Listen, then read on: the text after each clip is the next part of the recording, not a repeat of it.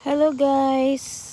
Today my vlog is about our surrounding. Ayan, kung saan po ako magpunta, ang aking mga alaga po ay nandyan. Ayan si Faith. Yan po ang aking lumang sasakyan. Hindi luma. 2020-2022 po to siya.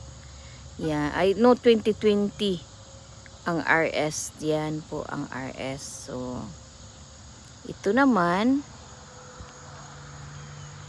RS din siya, SUV. So ito yung pinakabago ngayon po na sasakyan sa TAR.